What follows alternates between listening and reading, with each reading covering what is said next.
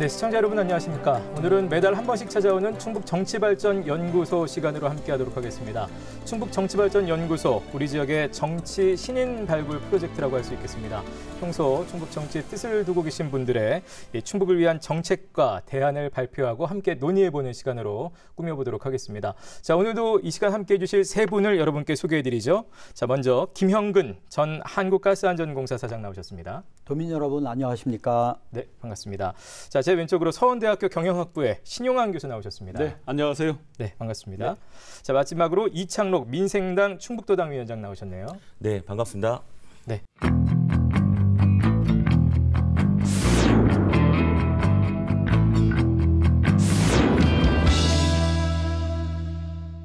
최근에 북이면 소각장 근처 사는 주민들에 대한 건강 영양 평가가 있었습니다. 환경부 주관으로. 그랬는데 아쉽게도 개별 요인들, 개별 인자들에 대해서는 많은 어떤 영향을 미칠 건강에 영향을 미치는 요인이 있다라고 보여지지만 직접적으로 환경이 건강에 미치는 영향이 직접적인 인과관계는 밝혀지지 않았다라고 나오면서 수많은 주민들이 분노를 하게 됐습니다. 특히 카드뮴 같은 경우는 토양에서 거의 검출되지 않았다라고 하면서 이제 주민들이 거센 반발을 하게 됐습니다. 자, 개발과 주민 환경 그리고 건강 뗄래야 뗄 수 없는 관계입니다. 개발을 포기할 수도 없는 거고 또 그렇다고 해서 환경에 의한 건강을 포기할 수도 없는 거고 이 두 가지의 양립 병존에 있어서 우리가 어떤 해법을 찾을 것인가에 대해서 제가 오늘 발제를 하겠습니다. 네, 자, 뭐 꾸준하게 저희가 좀 주제의식을 가지고 저희 프로에서도 접근하고 있는 그런 문제인데요. 다른 연구원들은 이 발제 내용에 대해서 어떻게 생각하시는지 먼저 김형근 연구원부터 듣겠습니다. 정말 우리 지역의 핫 이슈였죠. 사업장 폐기물 소각시설, 그 매립장에 대비해서 중간 처분 시설이라고도 합니다. 그 말씀하셨듯이 정말 그 심각한 것이 청주의 소각시설의 용량이 전국에서 17.6%일 뿐만 아니라 이게 6개의 경우예요. 지금 신증설이 추진되는 것 4개를 더하면은 자그마치 26%나 된다고 하는 것이에요. 거기에 북이면에 지금 3개 또 증설이 되면은 신설이 되면은 4개가 되는데 청주 북이면만 전국에서 차지하는 용량이 6.5%가 된다고 하는 것입니다. 매우 놀라운 수치이죠. 이러므로 해서 정말 이 주민들의 건강 환경에 지대한 악영향을 줄 것으로 걱정이 되는 것인데 말씀했습니다마는 환경부의 건강 영향 평가 결과를 저도 보았습니다. 구체적인 상관관계가 없다 이렇게 돼 있습니다마는 뜯어 보니까요. 배출구에서 카드뮴이 배출구에서는 없다고 하면서 대기와 토양에서는 검출이 되는 거예요. 그리고 그 주민들의 소변에는 다른 지역보다 카드뮴 성분이 훨씬 더 높게 나오고 그리고 심지어 소각장에 가깝게 사는 주민들일수록 카드뮴 수치가 많다는 이런 결과를 또 한편으로 보여주는 거예요. 이것은 그 결과의 신빙성을 의심하지 않을 수 없죠. 이렇게 소각장은 환경과 건강에 영향을 주는 것이죠.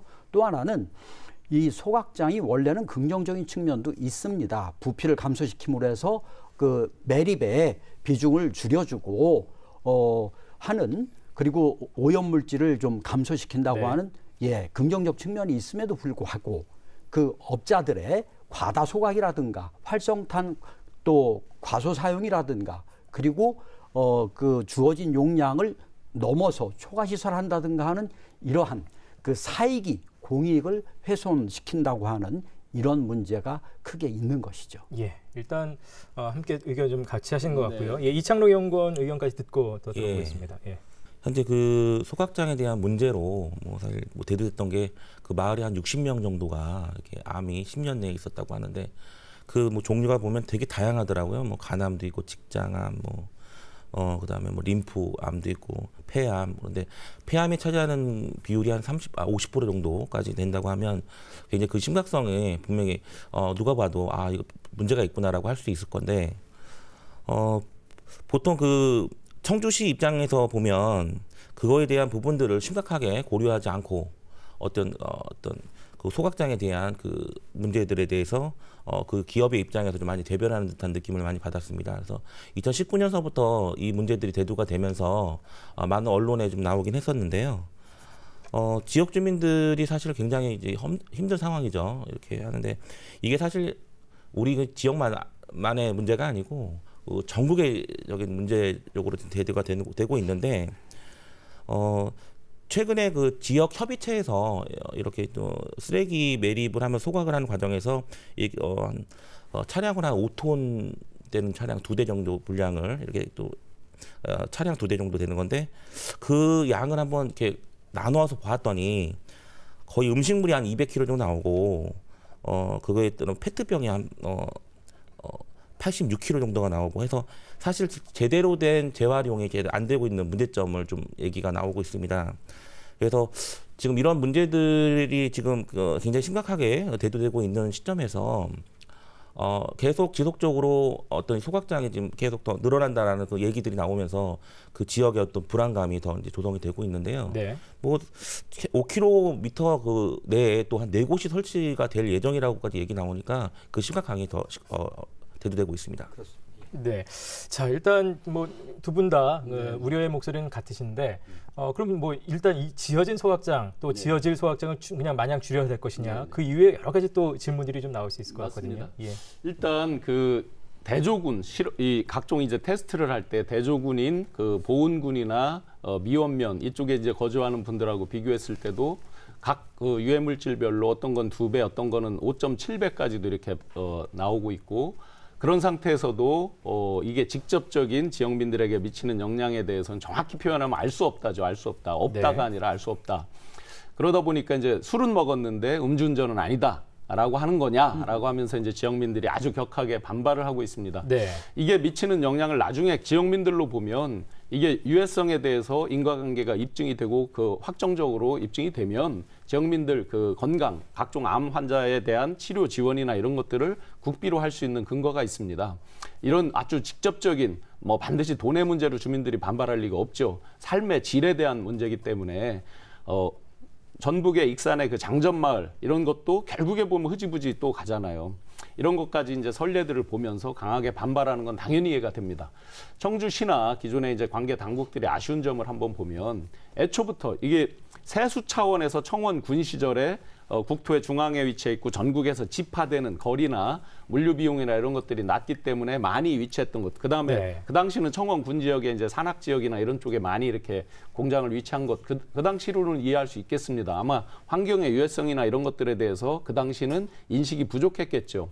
그럼 이제 경제와 환경의 영향 이런 측면에서 봤을 때 지금은 지역 주민들이 새롭게 들어오는 거, 새로 소각하는 거 이런 것들을 같이 모니터링을 하게 한다든지 총량에 대해서 또 폐기물 야적해놓은 이런 것들을 같이 모니터링 감시를 할 수 있게 한다든지 네. 이런 것들을 진작에 했어야 되는데 지금 이제 민관합동 환경개선협의회라는 거를 같이 만들어서 예산도 한 2억 정도 확보를 해서 지속적인 모니터링을 해 나가겠다고는 하는데 좀 늦은 감, 아쉬움이 있죠. 주민 참여를 극대화시켜서 이런 부분은 시청에서 단순히 소각장 앞에 CCTV를 설치해서 모니터링을 하고 있습니다. 네. 이런 정도가 아니라 주민들이 직접 참여해서 태우는 양이나 또 새로 반입하는 거, 또 의사결정, 새로 신규로 의사결정할 때 같이 참여하게 해주는 이런 것들이 주민 삶에 직접 삶의 질에 직결되기 때문에 그런 조치를 빨리 하는 게 중요할 것 같습니다. 네. 먼저 증설은 억제해야 된다.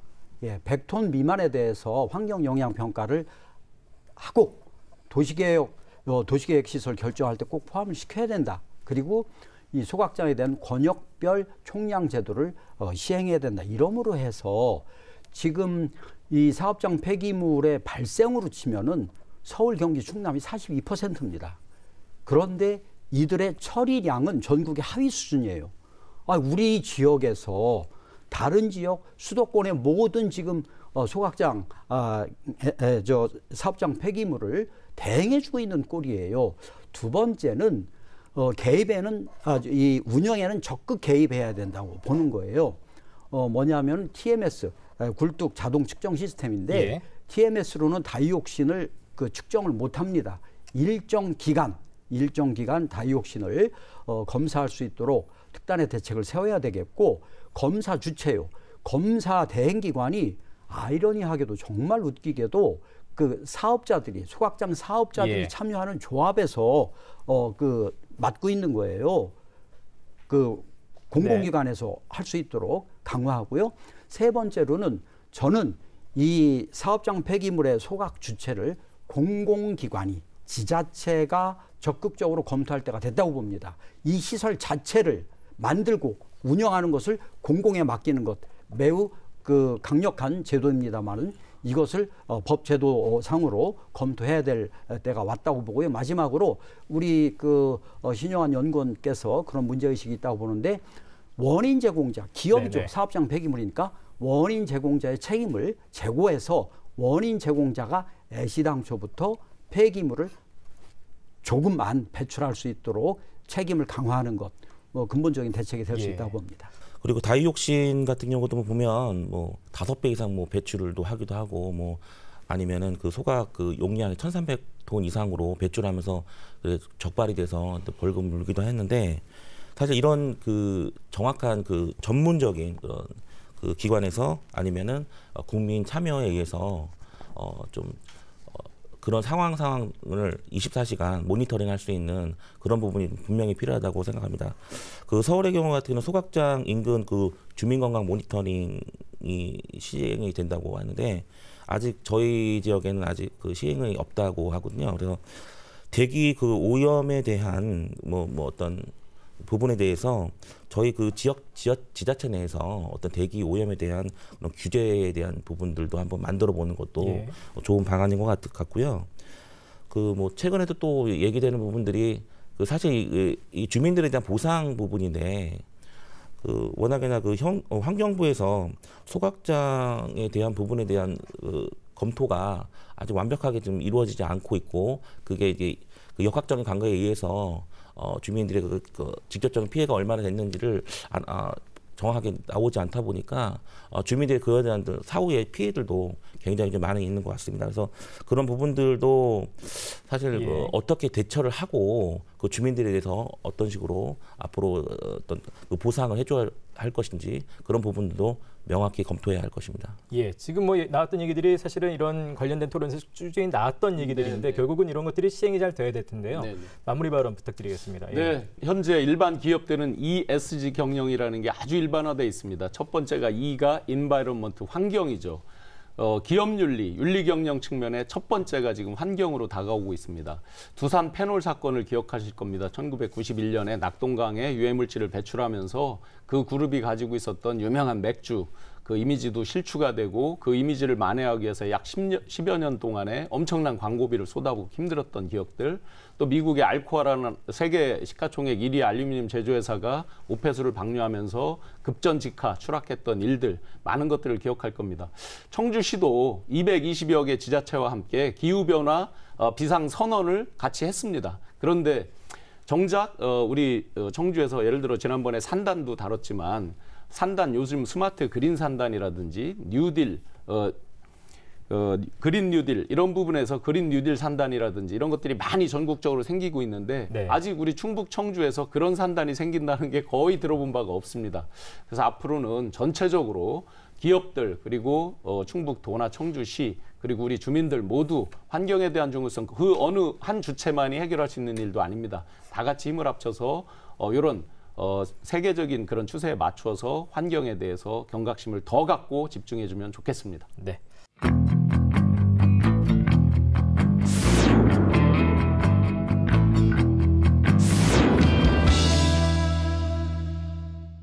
예, 지난번에도 그 같은 뜻으로 말씀드렸습니다마는 우리 청년들 낮은 임금에 실업에 그리고 코로나가 덮쳐서 고용의 위기에 참 어렵습니다.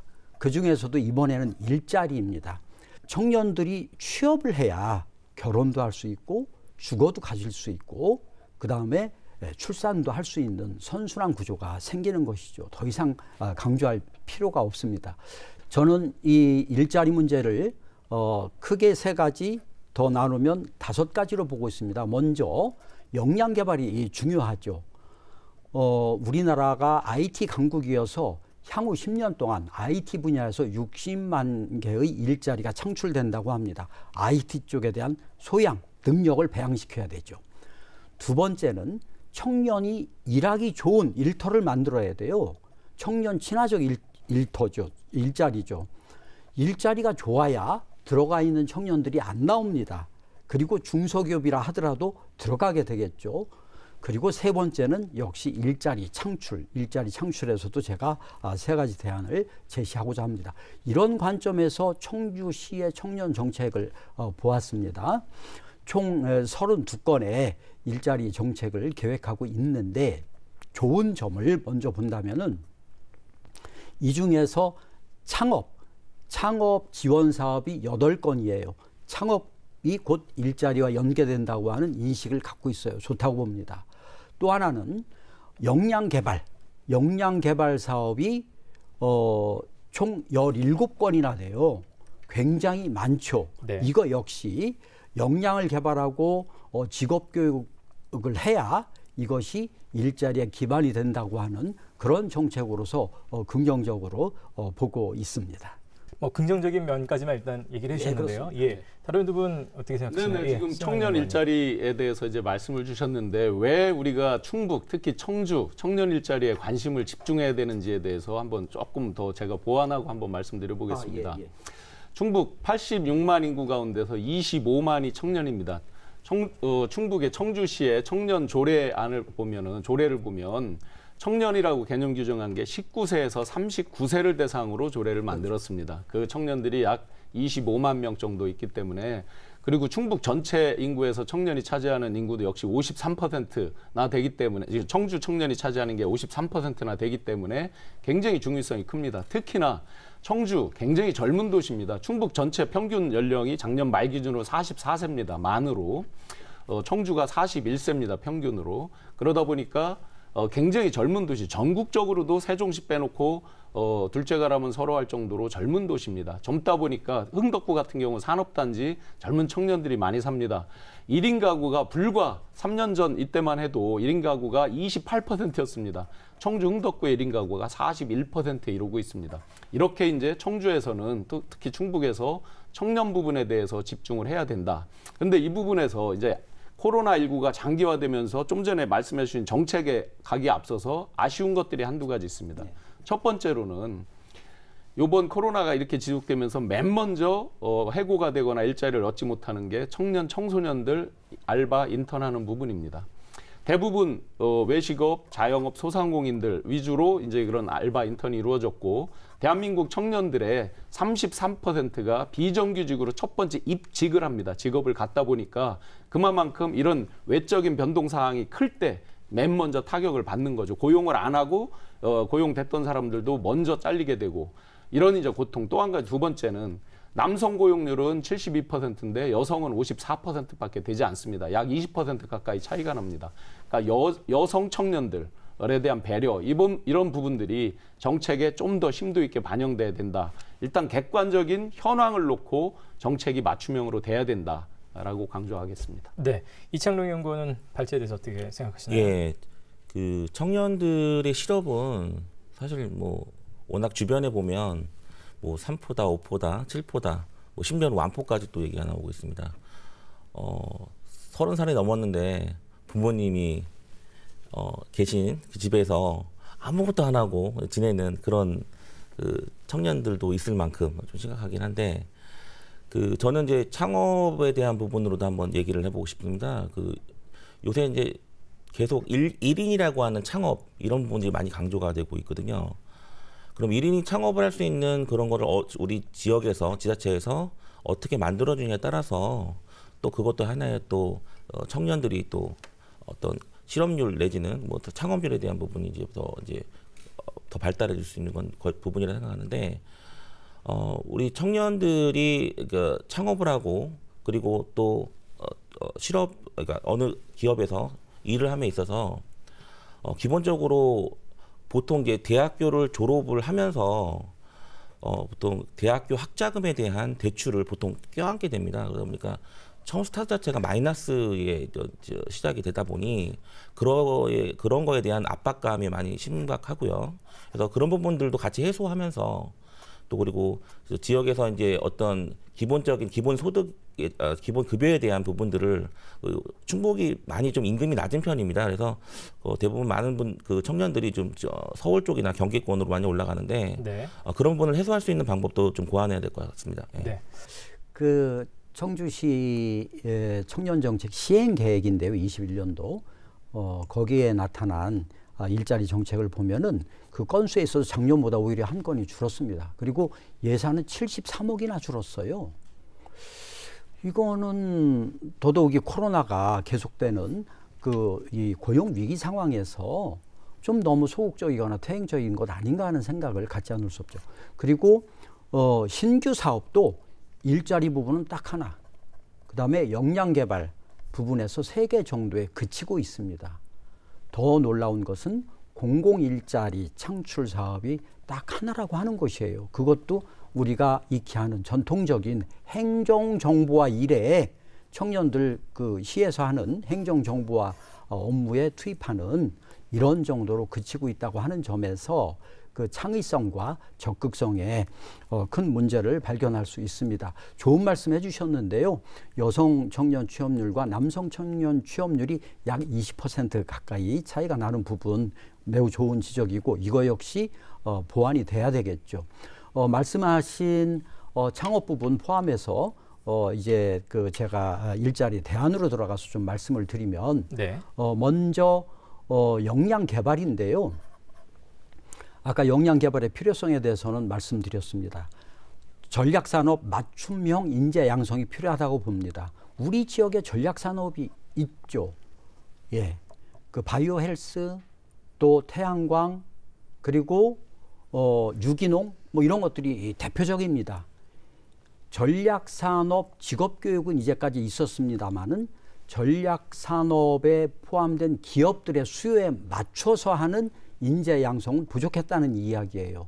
또 중소기업을 중심으로 하는 산업단지 맞춤형 교육도 필요하겠다. 그런데 세 번째는 이 교육과 일자리가 연계돼야 되는데 이 점이 과연 의문입니다. 그 통계도 없어요. 교육은 많이 합니다만은 연계가 과연 되고 있느냐. 이것을 위해서 교육의 상당 부분 담당자인 대학이 일자리와 긴밀한 체계성을 갖도록 교육 커리큘럼이 이루어져야 되고 또 청주시 일자리 지원센터 같은 대표적인 일자리 지원 기관은 역량 구축을 해야 될 것입니다. 그 다음에 두 번째 제가 말씀드리고 싶은 것은 청년이 일하기 좋은 일터를 조성하는 것인데요. 이를 위해서는 먼저 임금 격차를 해소해줘 지역의 중소기업을 두고 하는 말씀이에요. 예, 그 해소 지원금을 주고 그 다음에 자산 형성에 도움이 돼야 되겠습니다. 청년 내일 체험 공제 좋은 이야기인데 이것을 좀 강화하는 것. 세 번째는 교통비를 지급하는 것. 청년들의 교통비가 의외로 많이 들어서 10% 정도 된답니다. 지출의. 청년 동행 카드라고 하는 교통카드가 있는데 이 대상자를 중소기업에 근무하는 모든 청년으로 확대하는 것, 이런 것들이 해당이 되겠습니다. 네, 뭐 관련 예산이 줄었다부터 해서 몇 가지 이제 문제 제기를 해주셨는데 덧붙이실 문제 제기 또 대안이 있으신가요? 충북이나 청주시 관점에서 보면 예를 들어 작년 말 청년 실업률을 보면 충북이 5.6%로 전국에서 제일 낮습니다. 그러니까 가장 좋은 거죠. 취업이 가장 좋은 입장이고 청주시만 해도 인구 80만 이상의 기초지자체 8군데를 대상으로 했을 때 경기도 화성 반도체가 많이 모여 있죠. 화성 다음으로 실업률이 낮습니다. 취업자 수 비중도 청주가 1등입니다. 그러다 보니까 어떻게 보면 경각심이 좀 덜했을지는 모르겠습니다. 예산을 줄였다고 하는 걸 보면 경각심이 좀 덜했을 수 있겠습니다. 제가 지금 김영군 연구원님께서 말씀해 주신 각 정책을 보면 크게 보면 정책에서 이제 두 가지 관점이 있을 수 있는데요. 청년을 수혜자, 대상, 객체로 보고 펼치는 정책들입니다. 예를 들어 좋은 일자리를 만든다, 기업들하고 어떤 협력을 한다. 이게 전부 우리 청년들 불쌍하니까 좋은 제도로 만들어줘야지 하는 쪽에 어떤 수혜자, 객체, 대상의 정책은 많습니다.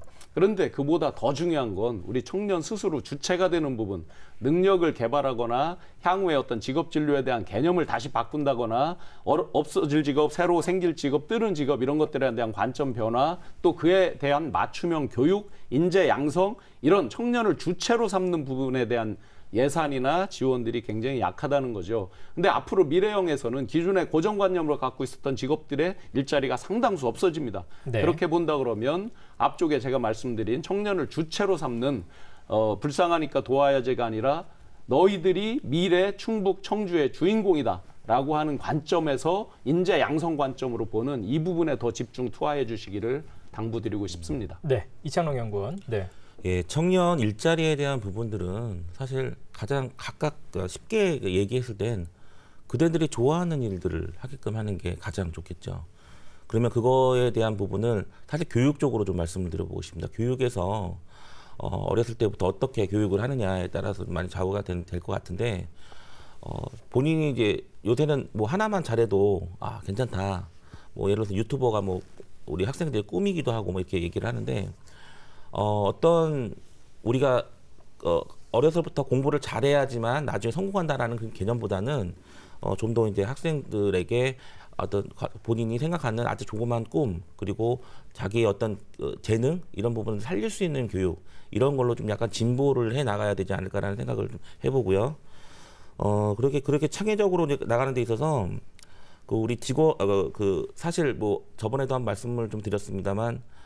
저희가 코로나 사태 때문에 지금 뭐 해외로는 움직이지 못하지만 정부 자체에서 지자체에서 어떤 이게 훌륭한 우리 젊은 청년들을 외국에 어떤 좋은 그런 또 능력이 있는 그런 자리로 이렇게 또 하는 데 있어서 그냥 보내기만 하는 게 아니고 그 해외 창업을 통해 가지고 그 유지 관리해서 그 청년들이 정착하고 거기서 생활하는데 이렇게 도움이 될 수 있게끔만 이렇게 컨텐츠를 만들어 준다면. 꼭 우리 대한민국에서가 아닌 외국에서도 그런 부분들을 펼칠 수 있다고 생각합니다. 일자리 창출은 세 가지로 볼 수 있는데요. 먼저 시장에서 기업에서 창출할 수 있는 지원 사업을 하는 것이죠. 기업 일자리 진입 지원 사업입니다. 여기에는 중요하게 지금 시행되는 것들이 있습니다. 고용장려 지원 제도가 있는데 그 중에서도 청년 디지털 일자리 그 매월 200만 원씩 지원합니다. 그리고 이거는 좋은 사업이에요. 좋은 예인데 청주에서 하고 있는 건데 지역 정착형 일자리 지원 사업이 있어요. 이거 역시 매월 230만 원씩 지원하면서도 그러다가 2년 동안 일하고 정규직화되면은 1년 동안 1,000만 원의 정착을 위한 지원금을 줍니다. 그러므로 해서 일단 일을 했는데 그 회사에 정말 뿌리 박을 수 있는 동기부여를 하는 것이죠. 이런 것들을 확대 강화해야 되겠다. 두 번째는 지역 전략산업별 일자리입니다. 아까 말씀드렸던 우리 지역의 전략산업들이 있죠. 이 전략산업들에 대해서 하나하나 맞춤형으로 그 전략산업에 속하는 기업들과 협의체를 구성해서 우리 지역의 핵심 사업에 맞는 인력도 양성하고 일자리도 만들어 보자고 하는 것이에요. 추상적으로 접근할 필요 없다고 하는 것입니다. 그 다음에 저는 이거는 실험적입니다만은 우리 신용환 연구원께서도 참고하십시오. 뭐냐? 광주형 일자리 있습니다. 군산형 일자리 있어요. 제조업을 대상으로 해서 기업은 고용을 유지하고 일자리 창출을 많이 하고 지자체는 그 준임금이죠. 복지를 강화하고 그리고 노조는 현실적인 임금 수준을 받아들이는 청주형 일자리, 제조업 중심의 이것을 한번 생각할 때가 되지 않았냐 이런 말씀 드리고 싶고요. 두 번째는 공공일자리입니다. 세 번째 공공일자리에도 여러 가지 있습니다. 디지털 공공일자리 있고요. 그리고 지금 정부에서 하는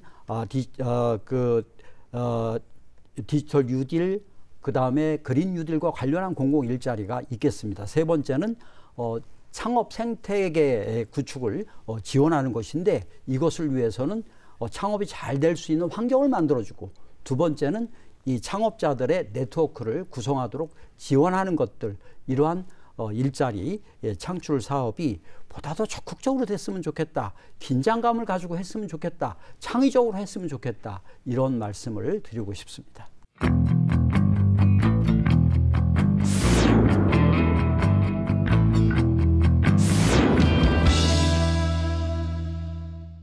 무주택 청년들이 앞으로 주택을 소유할 수 있을까라고 하는 주제를 이제 했는데, 보통 이제 임대 아파트에 대한 부분들이 이제 있더라도 그거에 대한 접근성을 어떻게 해주냐, 쉽게 문자라든지 아니면 앱을 통해 가지고 쉽게 접근을 해서 청년들이나 어떤 주택에 대한 부분들을 이렇게 해줬을 때, 청년들이 그 내용을 가지고서 미리 고민을 하고 그런 임대 아파트라든지 아니면 임대 주택이라든지 이런 거 들어갈 수 있는 그런 제도가 분명히 필요합니다. 근데 보통 LH에서 하는 것들은 본인이 직접 들어가서 그거를 등록을 해야 되고, 또 아니면 수시로 또 그것을 확인해야 되는 부분들이 있습니다. 그래서 정보를 직접 우리가 다가가지 않더라도 무주택자면 정보를 쉽게 제공해 줄 수 있는 그런 플랫폼을 좀 만들면 어떨까라는 제안을 해보고 싶습니다. 예. 네, 두 연구원은 어떻게 들으셨는지 신용환 연구원 먼저 좀 할까요? 예. 지옥고라는 말을 들어보셨는지요? 지하방, 옥탑방, 고시원. 10년 전에 약 8%에서 지금 한 5%대로 떨어지긴 했지만, 청년들은 여전히 햇볕도 들지 않는 그런 고시원이나 지하방에서 많은 고생을 하고 있습니다. 지금 이창록 연구원께서 청년 주거를 말씀하시면서 강론으로 솔루션으로 임대주택에 대한 말씀을 하셨는데, 제가 보기에는 청년주택은 반드시 비단 청년의 문제로 또 청년주택의 문제로 국한할 수가 없습니다. 거시적으로 함께 봐야 될 것 같습니다. 대표적으로 불과 4년 전, 지금 이제 집값이 폭등을 했잖아요. 불과 4년 전에 평생 한 푼도 안 쓰고 모은 돈으로 몇 년이면 집을 살까 뉴스에서 많이 보셨을 겁니다. 14년이었습니다. 근데 지금 불과 4년이 지난 지금 25년, 집값이 폭등하면서 11년이나 늘었습니다. 그러다 보니까 많은 청년들은 집을 사는 것을 포기하게 됐습니다. 네. 그러면 이제 전세 월세로 넘어가는데 임대차 3법이 시행됐죠. 임대차 3법이 시행되면서 전세 월세 거래율이 16%대로 뚝 떨어졌습니다. 그거의 대표적인 피해자는 청년들이죠. 자산이 없습니다. 미리 형성해놓은 많이 벌어놓은 자산이 없습니다. 그러다 보니까 단기 월세나 이렇게 가는데 임대차 보호법이 시행되면서 월세 전세가 임차인에게 전가되는 효과가 나타났죠. 이걸 고스란히 청년들이 떠안게 됩니다. 정부에서 6월 말에 2021년 하반기 정부 경제정책 방향을 발표했습니다. 그 방향에 보시면 청년 임대주택 5,000세대를 공급하겠다라고 했습니다. 그리고 전월세를 사는 청년들 한 명당 20만 원씩 임대료를 지원하겠다라고 발표를 했습니다. 아까 말씀드렸듯이 청주를 예를 들어도 1인 가구가 41%나 됩니다. 5천 가구 가지고 누구 코에 붙이겠습니까? 근본적으로 청년주택에 대한 걸 단편적으로 임대 이런 부분을 해결할 수 있지 않고 전체적인 전월세 임대차 보호법이나 이런 것까지 거시적인 틀에서 다시 봐야 될 때입니다. 네, 김영근 연구원 어떻게 생각하시나요? 예, 저는 임대주택을 우리가 짧은 시간에 검토해볼 충분한 의미가 있다고 봅니다. 우리나라 지금 자가주택 보유율이 57%인데요. 거기에 집값이 많이 오름으로 해서 이제 임대주택에 대한 관심이 높아질 수밖에 없는 이 상황이 된 것이죠. 임대주택의 문제를 본다면 첫 번째는 공급과 품질의 문제입니다. 공급량이 턱없이 부족하다고 하는 것이죠. OECD 평균 8%인데요. 우리나라는 6% 정도 공급되고 있습니다. 품질 문제, 임대주택이 대체적으로 소형이죠. 뭔가 비교적 중산층 가까운 사람들이 들어갈 집으로 여겨지질 않고 있죠. 임대주택 하면은 영구 임대주택, 이게 먼저 떠오르는 것도 현실이죠. 이런 것들이 바뀌어져야 된다. 두 번째는 10년 공공 임대주택의 분양 전환 시의 가격 문제예요. 이 말씀 뭐냐면은 공공 임대주택이 10년이 되면 분양으로 전환이 되는데, 분양 전환 때의 가격이 너무 불합리하다고 하는 것이죠. 5년 공공 임대주택은 가격을 산정할 때에 그 건설 원가 플러스 감정가를 합해서 평균을 냅니다. 그래서 5년이 됐을 때의 합리적인 가격으로 분양을 받을 수 있는데, 10년 공공임대주택은 건설 원가가 빠지고 그때 당시 분양할 당시에 감정가 2개 기관에서 평가한 거 평균 내서 분양하는 거예요. 이렇게 되면은 지금 더더욱이 이렇게 집값이 올라갔는데 그 임대주택에 사는 임차인들이 어떻게 자기 집을 마련할 수 있겠습니까? 도저히 감당 못하죠. 10년이 지나도 또다시 임차인 생활을 계속할 수밖에 없는 것이에요. 이것은 서민 주거복지 실현에 어긋나는 그런 방향이라고 봅니다. 임대사업자만 배불리는 것이죠. 이것을 해결하는 것, 우리나라 6%에 달하는 약 120만 명에 달하는 임대주택 임차인들의 매우 중요한 핵심적인 사안이라고 봅니다. 임대주택 가격을 좀 현실화시켜라. 네, 분양 가격입니다. 이창록 연구원 발제 내용 지금 두 분 덧붙여 주셨는데요. 예. 예, 계속해서 좀 들어보죠. 그 아까 말씀드린 것처럼 그 LH 그 임대 아파트 것들을 많이 좀 늘려야 된다라고 좀 말씀을 드렸는데 사실 독보적으로 LH가 거의 임대 아파트를 다 짓는 거로 알고 있잖아요. 근데 실제 비슷한 그 건설 업체들이 몇 군데 있습니다. 뭐 유 무슨 한 뭐 아파트 뭐 부 무슨 뭐 건설 뭐 이렇게 돼 있는데 그런데도 사실 공동으로 해서 그런 임대 아파트를 질 수 있는 그런 여건을 좀 마련해서 그 서로 이제 경쟁이 좀 되고 되면서 어떤 그 가격의 원가 부분과 그다음에 그거에 대한 그 퀄리티, 그러니까 아파트 임대 아파트가 좀 보면 무조건 좀 질이 좀 낮지 않을까라는 그런 오해를 하고 있는데 사실 질이 많이 형성이 좋아졌습니다. 하지만 더 좋은 좀 질의 아파트를 좀 줘야 될 것이고 그리고 이제 그 아파트의 질이 좀 좋아지는 것만 되는 것이 아니고 위치에 대한 부분도 굉장히 중요합니다. 뭐 서울이든 경기든 뭐 우리 충북 지역이든 간에 어쨌든 그 너무 깊은 곳, 너무 사이드 쪽 이렇게 뭐 저평가된 곳 이런 데다가 이제 아파트를 짓다 보면은 생활 편의 시설이 너무 안 좋고 교통편이 안 좋다 보니까 더 이제 안 들어가게 되죠. 그러니까 오히려 좋은 자리, 예를 들어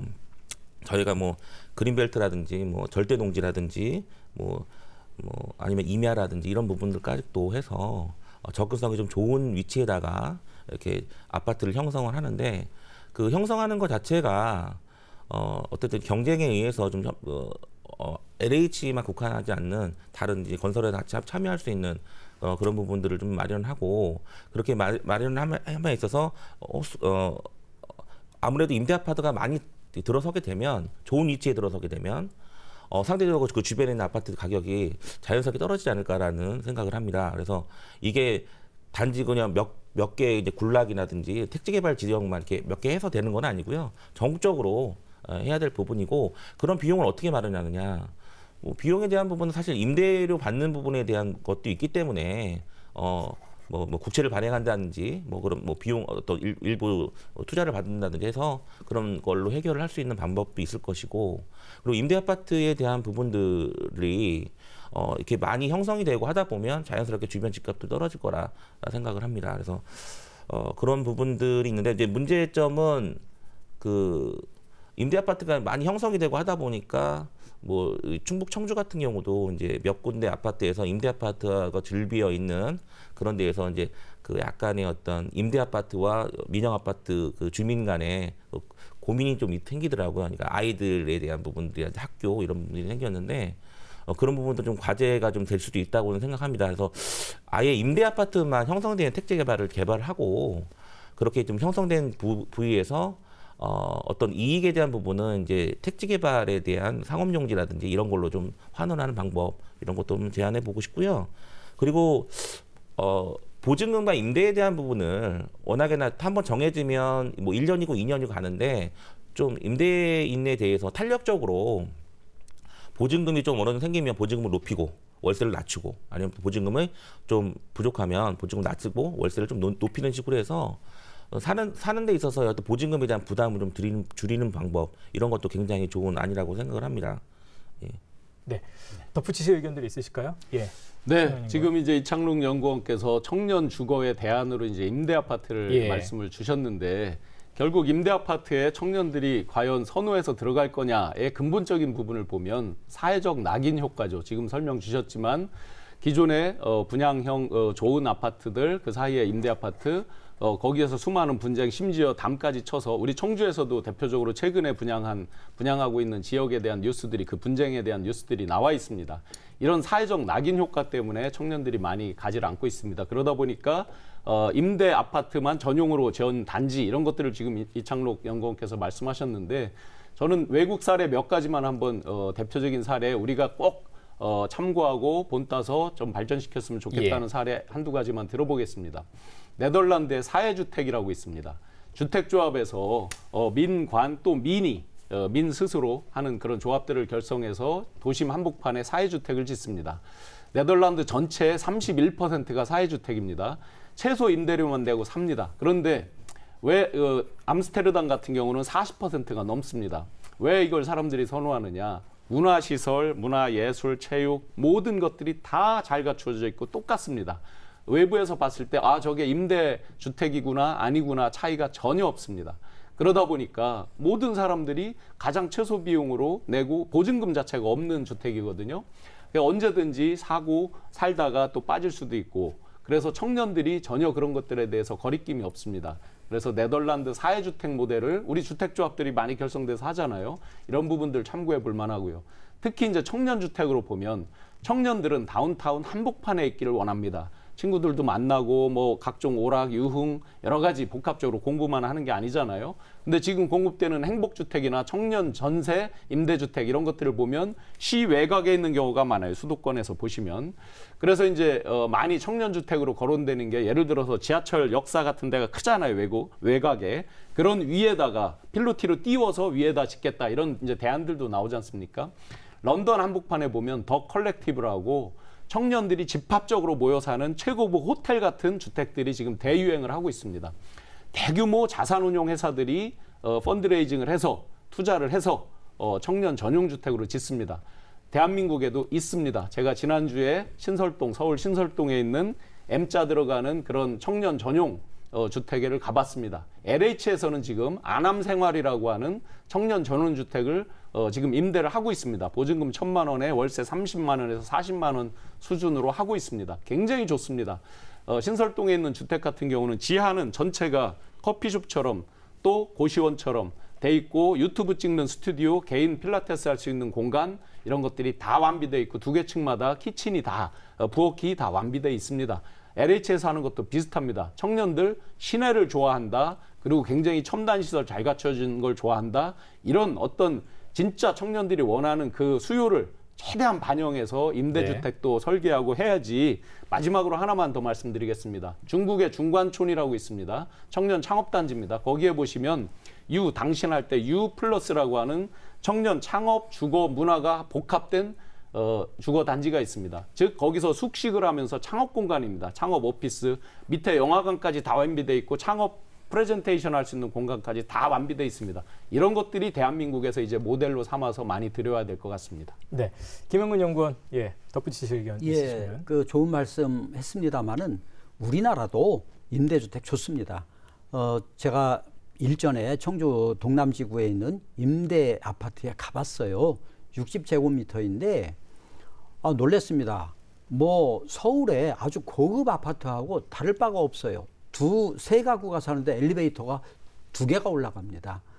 우리나라도 임대주택 좋습니다. 대안은 도심지역의 저가 임대주택이죠.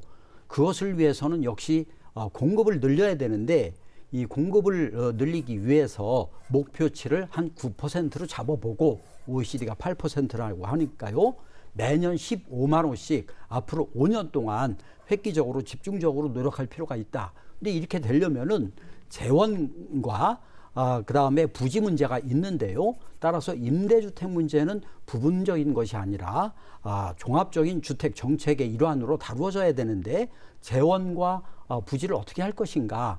예를 들어서 이낙연 전 총리께서 택지 소유 상한제를 이야기합니다. 그것을 하면 부담금이 생겨요. 그리고 유유 토지에 대한 가산세도 생깁니다. 이것을 재원으로 하고 그 제도를 도입하면은 땅을 내놓게 되죠. 땅을 많이 가진 분들이. 그래서 공공택지도 보장이 되는 이런 대안도 있겠습니다.